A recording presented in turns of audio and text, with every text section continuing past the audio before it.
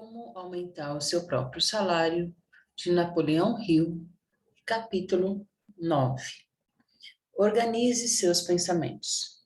Pergunta: você disse que o nono princípio da realização individual é o pensamento organizado.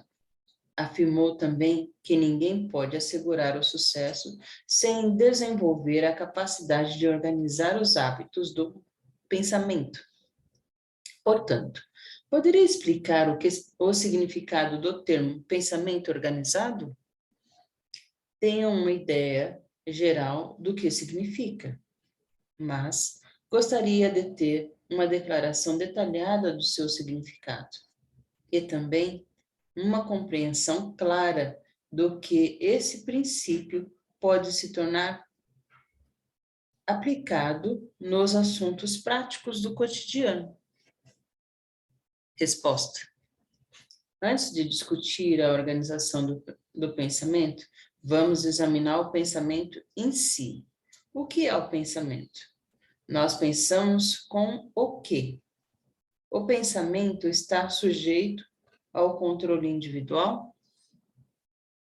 O pensamento é uma forma de energia distribuída pelo cérebro, mas tem uma qualidade peculiar não encontrada em nenhuma outra forma de energia. Tem inteligência. O pensamento pode ser controlado e dirigido por qualquer realização que o homem possa desejar. Na verdade, o pensamento é a única coisa sobre a qual qualquer pessoa tem controle completo e incontestável. O sistema de controle é tão completo que ninguém pode entrar na mente de outra pessoa sem o consentimento. Embora esse sistema de proteção muitas vezes tão frouxo que a mente pode ser adentrada à vontade por qualquer pessoa hábil na arte da interpretação do pensamento. Muita gente não só deixa a mente escancarada, mas que outros interpretam seus pensamentos como divulga voluntariamente a natureza destes pela conduta pessoal. Expressão descuidada ao falar, expressão facial e afins. Ponto. Pergunta: é seguro deixar a mente aberta para a livre entrada de outros? Resposta: tão seguro quanto deixar a porta da própria casa aberta com tudo de valor dentro dela, exceto que a perda das coisas puramente materiais não é nada em comparação com a perda de que se pode sofrer por deixar a mente aberta para a entrada de qualquer vadio que deseje entrar e tomar posse. O hábito de deixar a mente aberta e desprotegida não só permite que outros entrem e se familiarizem com os pensamentos mais íntimos, como permite a entrada de todos os tipos de pensamentos vadios emitidos por mentes alheias. Ponto.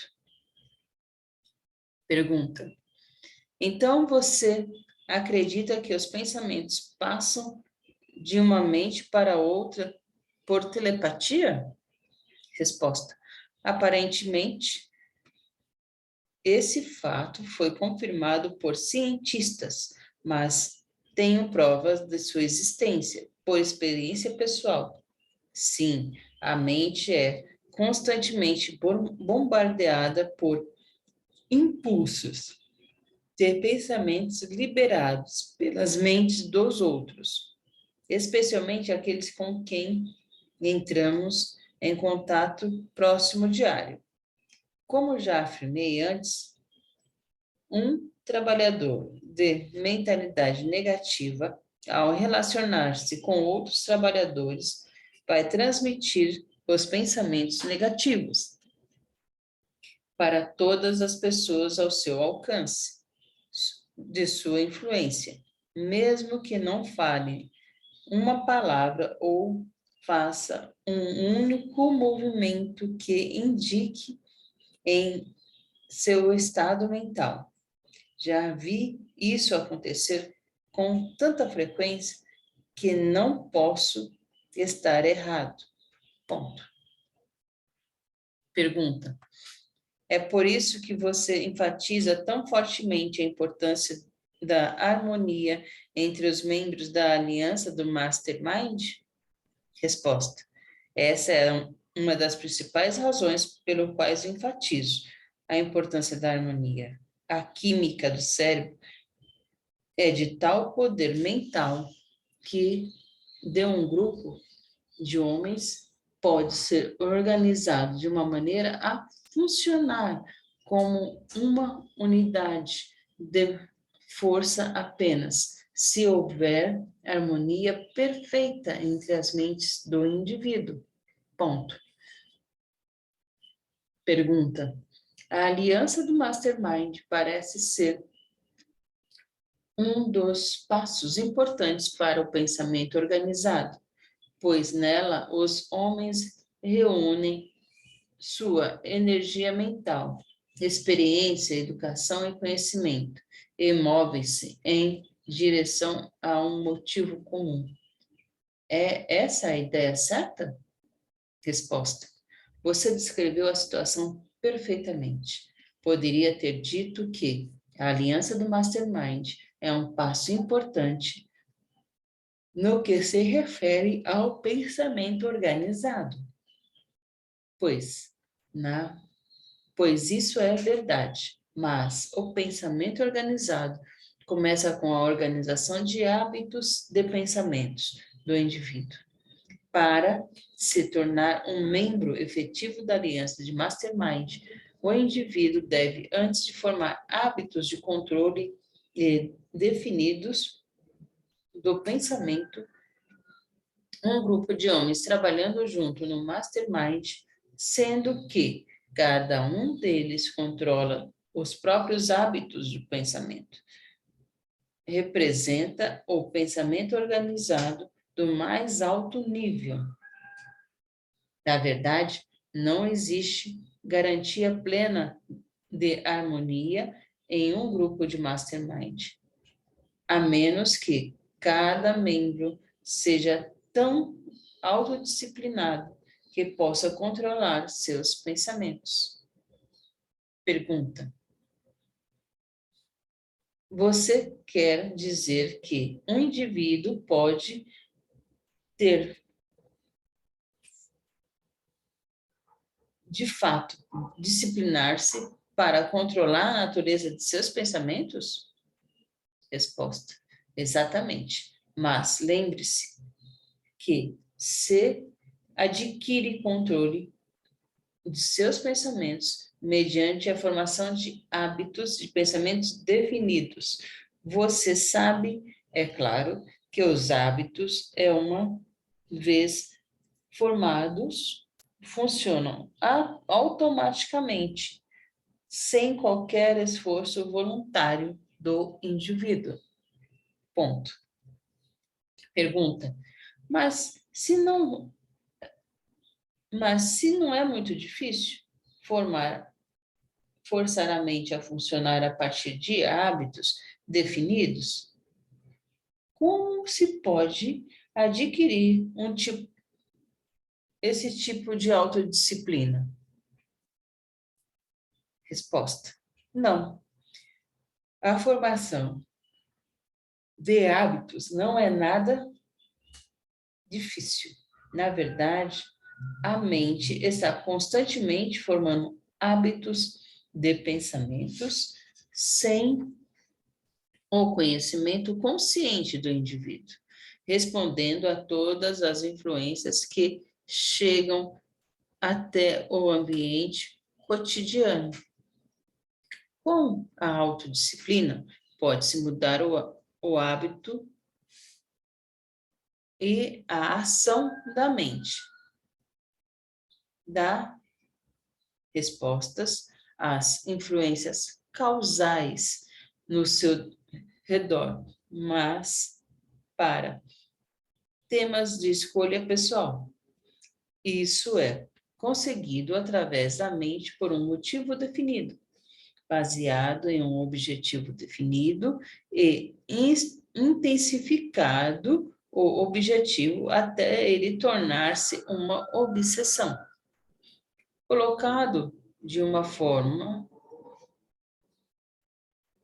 pode-se ocupar a mente com um objetivo tão interessante que não sobre tempo ou oportunidade para se dedicar a outros assuntos.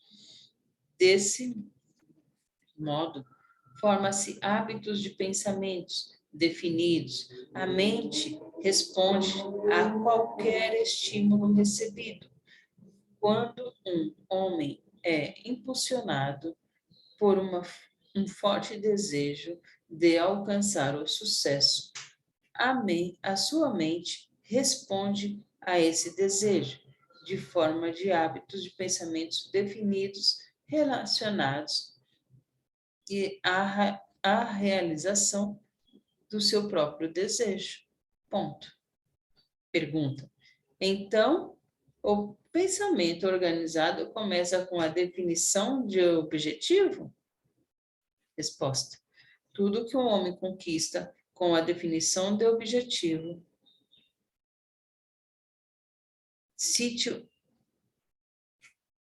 tudo que o homem conquista começa com a definição de objetivo. Cite um único exemplo, se puder, em que um homem tenha alcançado qualquer forma de sucesso sem um motivo definido, baseado em um objetivo definido, executado mediante um plano definido. Mas é preciso lembrar que há mais um fator de ser considerado em relação à definição de objetivo. O objetivo deve ser expresso em termos de ação intensa. É aqui que o poder das emoções prova o seu valor.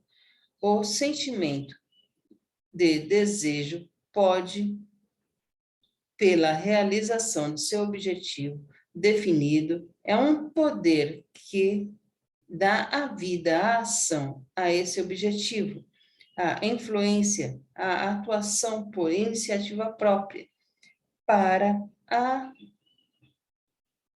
alcançar resultados satisfatórios. O objetivo definido deve assumir proporções obsessivas e ser apropriado por um desejo ardente de relação. Desejos desse tipo tomam posse plena da mente e a mantém tão ocupada que ela não tem nenhuma inclinação ou oportunidade de distrair-se com pensamentos diversos, liberados pela mente dos outros. Ponto. Pergunta. Acredito ter entendido o que você quer dizer. Por exemplo, um homem apaixonado não tem dificuldade em manter a mente focada no objeto de seu amor. E não raro somente encontra meios de induzir uma resposta da mulher amada à sua afeição. Esse tipo de circunstâncias não temos dificuldade em formar hábitos de pensamentos controlados. É isso? Resposta. Foi um bom exemplo. Agora, considere esse tipo de finalidade como, por exemplo, o desenvolvimento de um negócio ou profissão. A obtenção de uma posição definida ou a acumulação de dinheiro, e você terá uma ideia de como esses fins são obtidos a partir do desejo obsessivo de realização. Ponto. Pergunta. mas geralmente não é possível desenvolver pelas coisas materiais o mesmo tipo de desejo emocional que se experimenta no amor. Resposta: claro que não. Mas existem outras emoções com as quais se pode estimular o desejo por coisas materiais.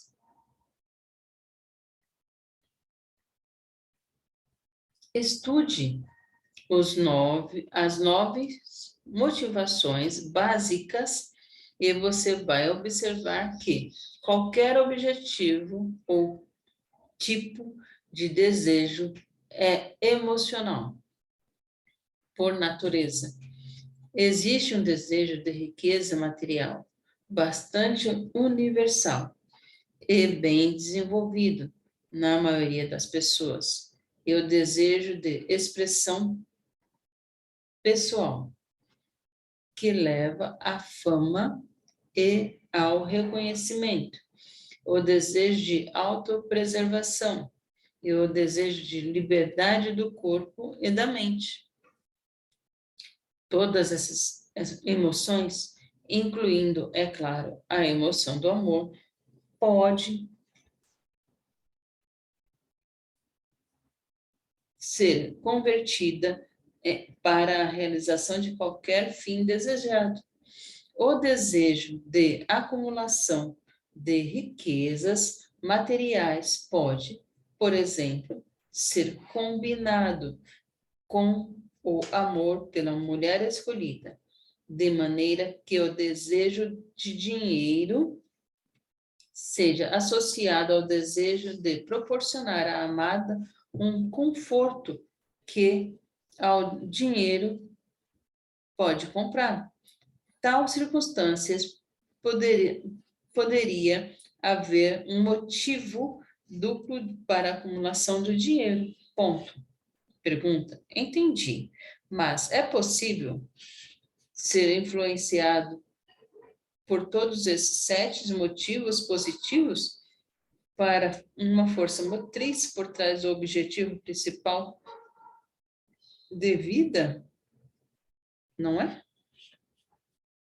Resposta: sim, pelos 7 motivos positivos e mediante a transmutação da emoção. Pelos 2 motivos negativos também.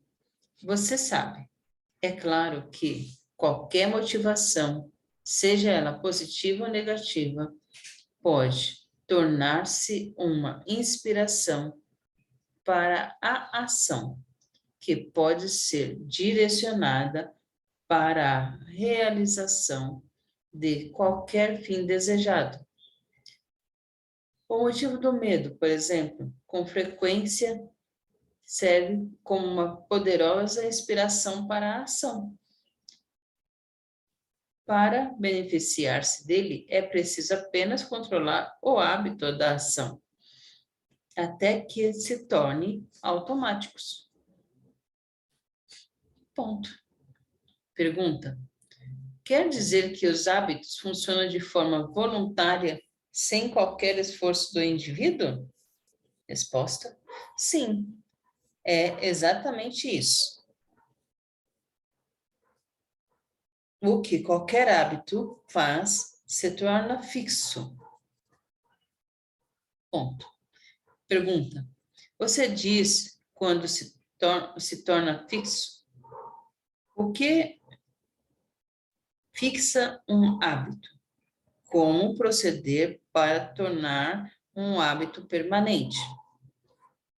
Resposta: os hábitos são fixos por alguma lei desconhecida da natureza, que faz com que os impulsos do cérebro sejam assumidos pela mente subconsciente e voluntariamente executados.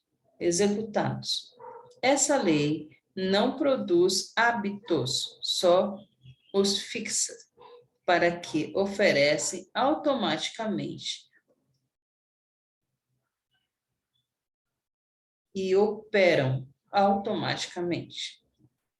O indivíduo começa o hábito, repetindo um pensamento ou um ato físico. Depois de um tempo, dependendo do sentimento colocado no pensamento, os hábitos do pensamento são assumidos e seguidos voluntariamente. Ponto. Pergunta. Então, a formação de hábitos é algo que o indivíduo pode controlar? Resposta. Oh, sim. E deixe-me lembrar que o controle da formação de hábitos é uma parte importante do pensamento organizado. Se ignorar esse fato, você vai perder a parte mais importante dessa entrevista. Veja bem, um indivíduo pode estabelecer qualquer tipo de hábito que escolher praticá-lo por um tempo, da mesma maneira que se pratica um exercício físico. E, após esse período de hábito, fica perpetuado automaticamente sem a necessidade de atenção consciente. Ponto. Pergunta. E você diz que lei desconhecida da natureza fixa os hábitos. Para que se perpetuem? Resposta. Isso é um fato estabelecido. É um dos fatos mais importantes em todo o campo do fenômeno mental, pois é literalmente o meio mais pelo qual o indivíduo pode tomar posse da sua própria mente. Pense nisso antes de continuar e lembre que quem descobrir o segredo de como a natureza fixa os hábitos do homem terá feito uma contribuição estupenda para a ciência. Uma contribuição talvez maior do que a Newton, que descobriu a lei da gravidade. Quando a descoberta for feita, e é que algum dia será feita, talvez revelado que a lei que fixa os hábitos dos homens é a lei da gravidade e estão intimamente relacionadas, se não forem, na realidade, a mesma coisa. Essa observação de Audrey plantou uma semente na minha mente de seu protegido que tinha 30 anos. Mais tarde produziu a revelação da lei da força cósmica do hábito, a se tornar descrita no capítulo posterior. Ponto. Pergunta. Sua hipótese me intriga. Poderia elaborá-la? Resposta. Não muito. A pergunta que me faz lembrar é uma história que eu ouvi. Depois de pregar um sermão de 2 horas sobre pecados, um pastor negro foi solicitado a aprofundar-se o assunto por um membro do seu rebanho. Bem, disse o reverendo, o pecado é o que mais temos e sobre o que menos sabemos. Tudo que sabemos ao certo sobre o hábito é o fato de qualquer pensamento ou ato físico que se repete tende a perpetuar-se por meio de uma força que prossegue com o hábito automaticamente, Sabemos que o hábito pode ser alterado, modificado ou eliminado por completo, pelo simples ato de adotar voluntariamente hábitos opostos da natureza mais forte. Por exemplo, o hábito da procrastinação, pelo qual todo mundo é mais ou menos atormentado, pode ser dominado estabelecendo hábitos definidos ou iniciativa imediata com base em um motivo suficiente forte para assegurar a influência dominante dos novos hábitos na mente, que se tornem automáticos. Assim, você se vê que motivos e hábitos são irmãos gêmeos. Quase todo hábito que se toma voluntariamente é um resultado de um motivo ou objetivo definido. Veja, portanto, que se pode estabelecer qualquer hábito desejado ou eliminar um indesejável, aplicando autodisciplina suficiente até que se torne automático. Seus hábitos não são fixados voluntariamente, desenvolve-se sem ajuda consciente. É dessa forma que os hábitos mais indesejáveis são formados. Ponto. Pergunta. É óbvio, então, que a autodisciplina é uma ferramenta necessária para a formação deliberada de hábitos? Resposta. A autodisciplina é o pensamento organizado, e pensamento organizado são quase sinônimos. Não pode haver pensamento organizado sem autodisciplina rigorosa. Afinal de contas, o pensamento organizado nada mais é do que pensamentos cuidadosamente escolhidos, hábitos de pensamento só podem ser estabelecidos com autodisciplina rigorosa.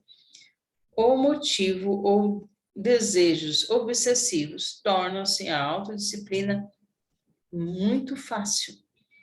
Não é difícil tornar-se hábitos de pensamento quando se tem um motivo definido, apoiado por um forte desejo de realização de um objetivo do motivo. Ponto. Pergunta.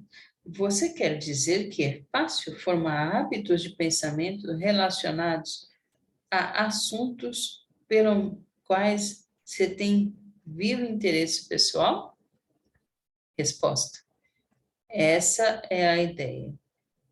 O procrastinador fica à deriva da vida, um fracassado, pois não tem motivo obsessivo para fazer nada em particular. Seu pensamento não é organizado, porque ele não escolheu nenhuma área específica para o planejamento organizado. Ponto. Pergunta.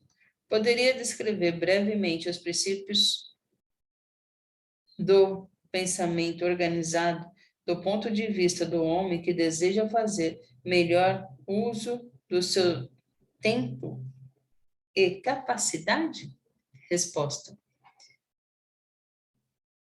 Os benefícios são tão numerosos que é difícil decidir por onde começar ou onde parar. Mas algumas vantagens mais óbvias desse hábito são os seguintes. O pensamento organizado capacita o indivíduo a se tornar mestre da sua mente pelo treinamento e faculdade de controle das emoções, ligando-as ou desligando-as de acordo com as circunstâncias. O pensamento organizado força a trabalhar com definição de objetivo, permitindo assim a criação de um hábito que impede a procrastinação. Desenvolve o hábito de trabalhar com planos definidos, em vez de avançar aos trancos e barrancos pelo método de tentativa e erro. Permite o estímulo de mente subconsciente para mais ação e resposta mais imediata na execução dos fins desejados. Em vez de permitir que responda aos pensamentos vadios e às influências destrutivas do ambiente, desenvolve-se a autossuficiência, dá o benefício do conhecimento, experiência, educação de outros por meio da aliança de mastermind, que é um importante método usado por todos os pensadores aptos. Permite converter os esforços em mais recursos materiais e maior revenda, uma vez que sua mente organizada pode produzir mais do que não organizada. Desenvolve-se o hábito de analisar precisa, pelo qual se pode encontrar a solução para problemas, uma vez de preocupar-se com eles. Ajuda na manutenção da boa saúde, pois o poder mental organizado e dirigido para a conquista dos fins desejados não tem tempo para desperdiçar com autopiedade ou doenças imaginárias. Mentes ociosas tendem a desenvolver corpos enfermos. Por último, mas não menos significativo, o pensamento organizado leva à paz mental e àquela forma de felicidade permanente só conhecida pelo homem que mantém a sua mente totalmente ocupada. Ninguém pode ser feliz ou bem-sucedido sem um programa planejado de um uso de tempo. Programas planejados são baseados no pensamento organizado. Como já disse antes, o cérebro é como uma espécie de jardim fértil, onde crescerá uma bela safra de ervas daninhas, se não for organizado ou mantido ocupado com o cultivo de plantas mais desejáveis. As ervas daninhas representam os pensamentos diversos que tomam posse da mente desorganizadas e ociosa. Como resultado do ambiente cotidiano. Estude essa lista de benefícios com cuidado e vai chegar à conclusão de que qualquer um deles oferece recompensa suficiente para justificar todo o esforço necessário para organizar os hábitos de pensamentos.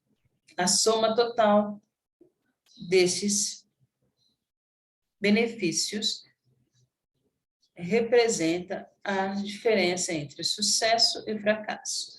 O sucesso é sempre resultado de uma vida organizada, de uma vida ordenada, decorrer do pensamento organizados e de hábitos cuidadosamente controlados. Ponto. Pergunta. A partir do que você disse, entendo que o trabalho do pensamento organizado estão essencialmente relacionados? É isso? Resposta. Nada pode substituir o trabalho como parte do pensamento organizado. Veja bem, trabalho é pensamento transformado em ação física. O pensamento organizado nunca poderá se tornar um hábito até ser expresso em algum tipo de ação. Ponto. Pergunta. Você afirmou que o pensamento organizado começa com a adoção de um objetivo definido, que o objetivo deve ser seguido de um plano expresso em ação até a ação se torne um hábito. Poderia explicar? É possível trabalhar de forma eficaz com um plano de ação relacionado a uma atividade da qual não se gosta? Resposta. Um homem sempre será mais eficiente quando se dedica ao tipo de trabalho de que mais gosta. Por isso, ele deve escolher seu próprio objetivo principal de vida. As pessoas que passam a vida à deriva, trabalhando no que não gosta, simplesmente porque precisam de uma renda, raramente obtêm mais do que é necessário para a sobrevivência. Esse tipo de serviço não inspira um desejo obsessivo de trabalho, mas uma das tragédias da civilização é não ter encontrado uma maneira de oferecer a cada pessoa o tipo de trabalho que ela gosta de fazer, pois esse tipo de trabalho nunca é penoso. Ponto. Pergunta. Então, seria apropriado dizer que o pensamento organizado é mais eficaz quando um homem atua com um motivo definido e no desempenho do trabalho e na sua escolha, em condições que o inspirem a transformação, o trabalho a um grupo obsessivo, a um desejo obsessivo? Resposta. Seria uma maneira de descrever a situação. Você vai observar quando começar a analisar homens que vencem ou venceram e que fracassaram, que os homens bem-sucedidos sempre estão envolvidos na atividade que gostam de realizar. Horas não significam nada para eles, que consideram a alegria no trabalho uma parte importante, talvez a mais importante da sua compensação. Bom, pergunta: você acha que um dia a sociedade organizada encontrará um desejo de permitir que todos façam o que mais gostam de fazer? Resposta. Acredito que sim, porque esse tipo de sistema não seria só econômico, mas também acabaria com grande parte dos mal-entendidos entre empregadores e empregados. O homem envolvido com o que gosta vale muito mais do que aquele que realiza o trabalho no qual não gosta, não importa em que faixa salarial. Ponto. Pergunta. Não é responsável não é responsabilidade dos empregados entrar na mesa em uma maneira de encaminhar todos os trabalhadores para o tipo de tarefa do que eles mais gostam? Não é responsabilidade deles? Resposta. Talvez seja, mas nosso sistema industrial atual não torna isso uma tarefa fácil. há apenas um certo número de vagas para cada tipo de trabalho em uma empresa ou indústria e, geralmente, os homens gostam mais daquelas atividades com o menor número de postos disponíveis. A solução desse problema é exigida no sistema de emprego. Otimiza que permita aos empregados selecionar pessoas adequadas para cada trabalho específico em relação à sua habilidade natural, treinamento e referência pelo cargo. Também exigirá um sistema diferente de compensação, que dê às pessoas uma oportunidade de garantir o dinheiro ao realizar o trabalho menos desejado, estabelecendo assim um motivo para se dedicarem. Ponto. Pergunta: posso ver que a análise desse tema não coloca em maus lençóis? Parece que a solução do problema deve começar enquanto o indivíduo está sendo educado, com um sistema que o prepare para realizar a atividade de sua escolha. Então, todas as instituições de ensino devem coordenar esforços da natureza tal qual não oferece muitos homens para determinados tipos de trabalho e poucos para outros tipos. Isso exigiria uma pesquisa periódica dos negócios, da indústria e das profissões, para permitir que as instituições de ensino determinassem quantos homens de cada formação poderiam ser absorvidos pelos mercados de trabalho? Resposta: sim. O sistema teria que ser conduzido de outra maneira.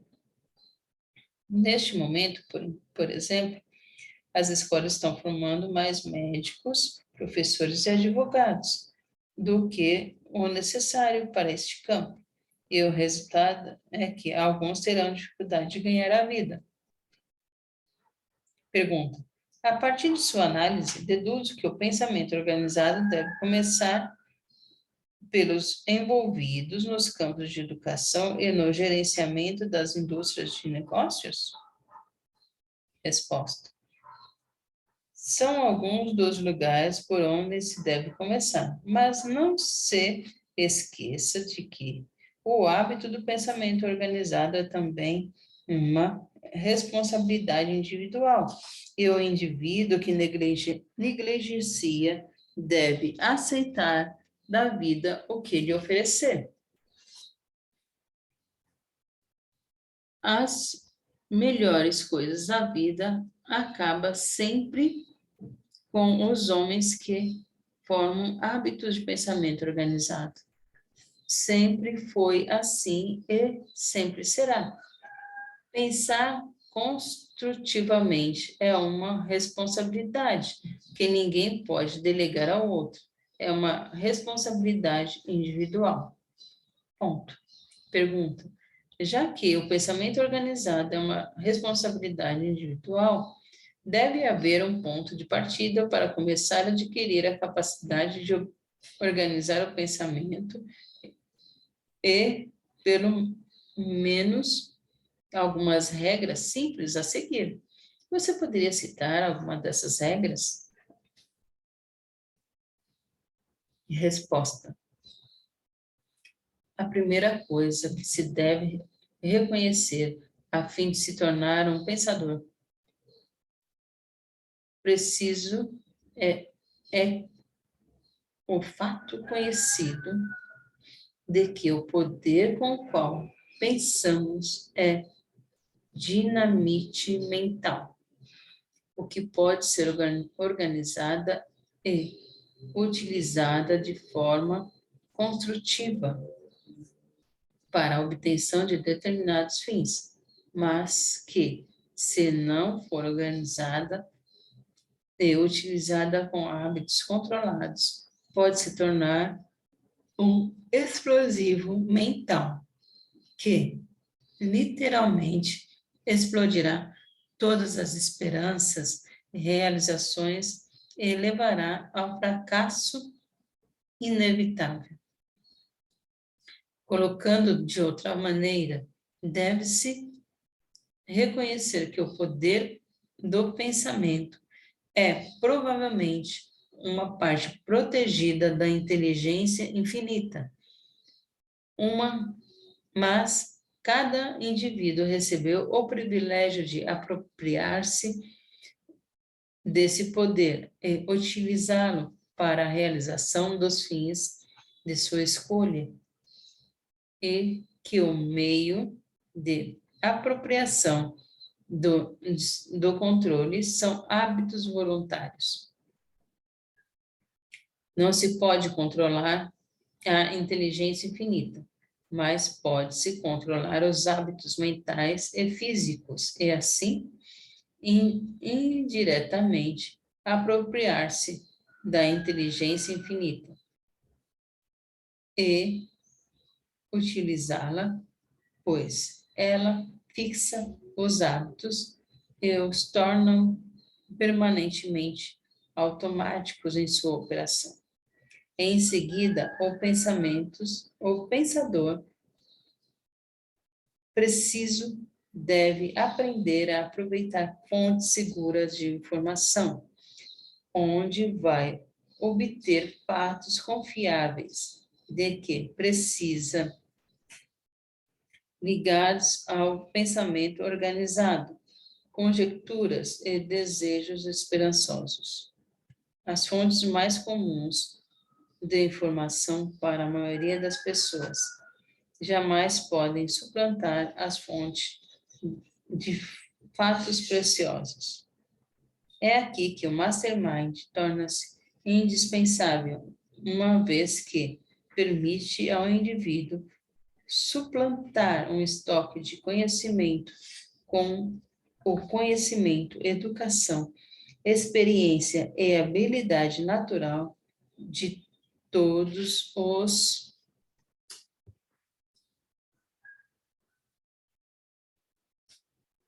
outros membros da aliança, escolhendo os aliados de Mastermind com sabedoria, assim como fazem os melhores líderes empresariais e industriais.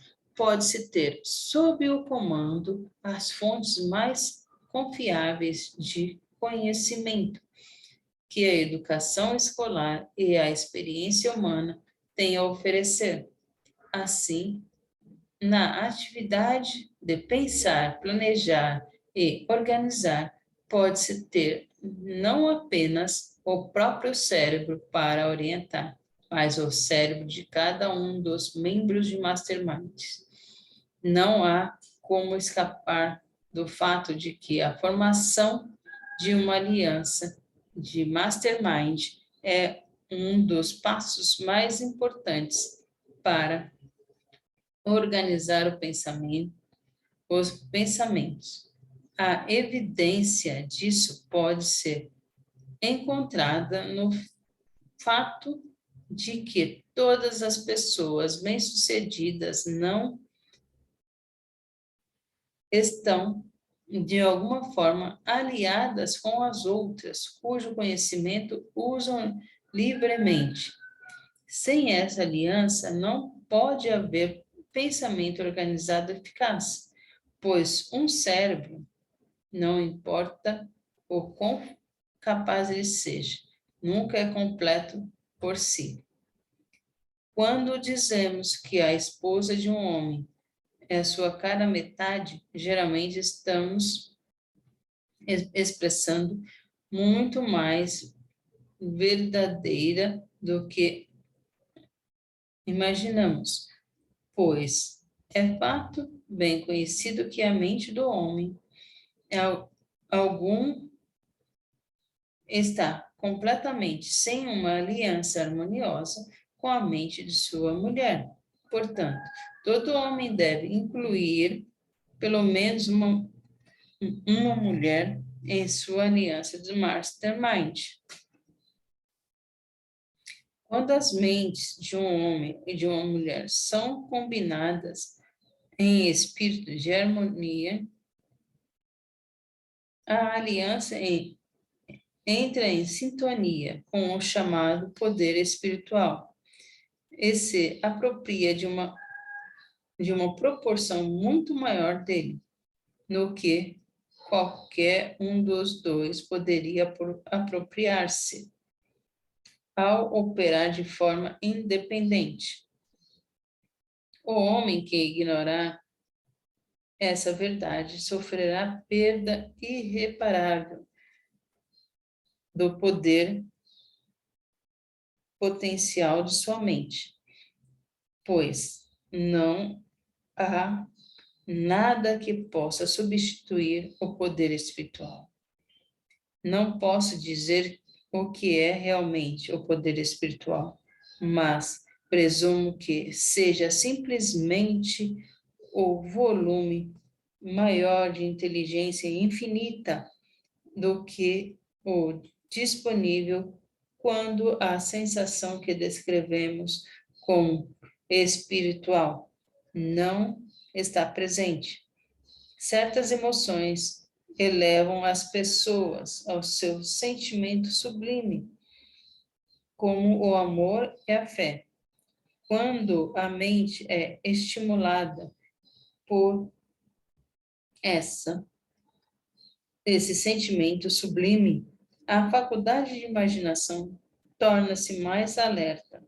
As pessoas têm influência magnética que as torna impressionantes. O medo e a autolimitação desaparecem e o indivíduo atreve-se a realizar tarefas que sequer seria cogitada quando a mente estava apenas sobre o estímulo dos processos puramente mentais do entusiasmo e do desejo. Ponto. Pergunta. Quer dizer que uma pessoa pode associar-se com outras pelo mastermind de maneira tal que pode elevar-se acima dos processos normais de operação mental e colocar-se sobre a influência do poder conhecido como espiritual? E isso também faz parte do pensamento organizado? Resposta. Exatamente. O termo pensamento organizado significa que as duas palavras conotam, ou seja, pensamentos baseados nas vantagens conhecidas, todos os estímulos mentais, todas as fontes conhecidas de conhecimento preciso e nas formas mais elevadas de capacidade, seja capacidade inata ou adquirida individualmente ou disponível a partir da mente de outros. Ponto. Pergunta. Perdoe-me. Meu bom entendimento, aparentemente chocoso, mas, a partir do que você acabou de dizer, um homem altamente qualificado como pensador organizado é uma espécie de super-homem? Resposta. Para ser sincero, você está correto. E fico contente em saber que você, enfim, captou o pleno significado de que estou tentando dizer, ou seja, que o poder do pensamento é uma força irresistível, que não tem limites, a não ser aqueles impostos pelo próprio indivíduo. seja por falta de compreensão das possibilidades do poder do pensamento ou por falta do conhecimento sobre como organizar, aproveitar e abastecer esse poder. Ponto. Pergunta. E o homem que adquire grande conhecimento graças ao pensamento organizado, mas usa esse poder de forma injusta para obter vantagem sobre os outros? Não é perigoso ensinar os homens como se tornar super-homens? Tendo em vista que alguns têm grande capacidade de usar a mente, mas não têm o senso bem fundamentado de obrigação moral para com os outros? Resposta. Um Criador onisciente previu tal circunstâncias. Evidência disso pode ser encontrar no fato de que um homem que utiliza seu poder mental para prejudicar ou destruir outras pessoas, logo elimina a si mesmo pela perda do seu poder. E o Criador também determinou muito sabiamente que esse tipo de poder não pode ser transmitido por hereditariedade física. É um poder que cada indivíduo deve adquirir por si, ou não se torna privilegiado para beneficiar-se dele. Recue na história, examine os registros daqueles que empenharam em se tornar conquistadores do mundo e observe o que aconteceu com eles. Nero, Alexandre o Grande, Júlio César, Napoleão Bonaparte e outros de determinação semelhante. Fizeram grande progresso para dominar o mundo, mas veja o que aconteceu com eles e suas realizações.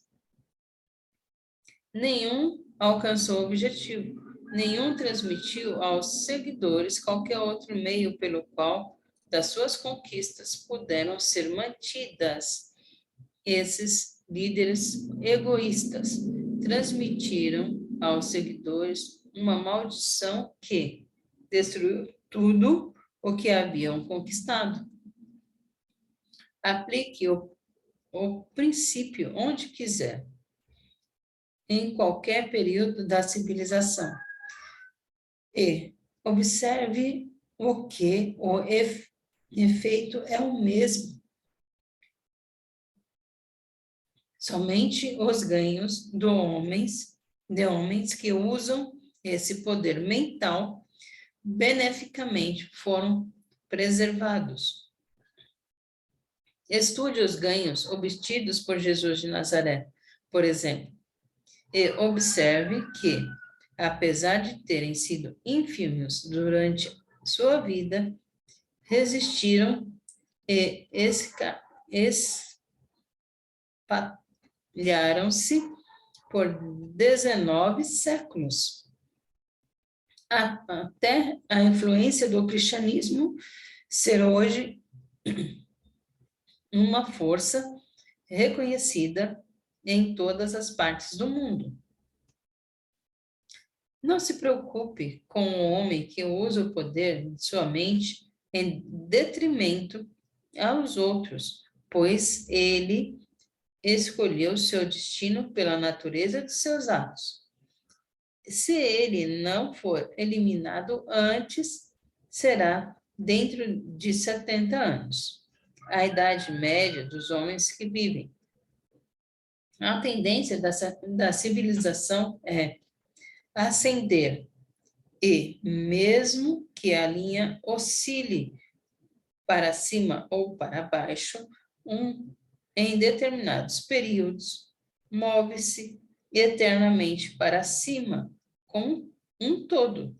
Os homens sábios reconhecem essa verdade e se adaptam a ela. Ponto. Pergunta. Concordo com o que você diz, mas há tão poucos homens sábios. O mundo parece repleto de pessoas que não reconhecem as vantagens de relacionar-se com os outros de maneira prestativa ou grosseiramente recusam-se fazê-los, acreditando que são inteligentes o suficiente para fazer as próprias regras da vida e se dar bem com elas. O que deve ser feito com ou para com essas pessoas? Não devem ser ensinadas ou obrigadas a entrar em conformidade com as regras de relacionamento humanos decente? Resposta. Sim, elas são obrigadas a conformar-se com essa medida. Praticamente todas as leis dos homens são evidência de relacionamento, da necessidade de um meio de contenção. Se todos entendessem e respeitassem as leis da natureza, não haveria necessidade das leis dos homens, mas a força não é suficiente para colocar os homens a par das leis da natureza. A educação também é necessária. Por isso, você foi escolhido para organizar a filosofia da realização pessoal. Aqui você tem motivos e os incentivos necessários para formar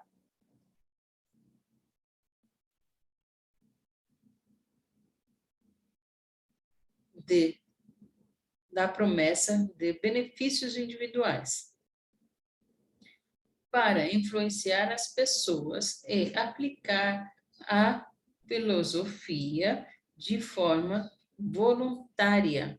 Esse tipo de esforço é muito superior àqueles que, produzido pela força, os homens fazem melhor o que eles desejam fazer. Ponto. A mais benéfica de todas as preces é aquela que oferecemos como expressão de gratidão pelas bênçãos que já recebemos. Fim do capítulo 9.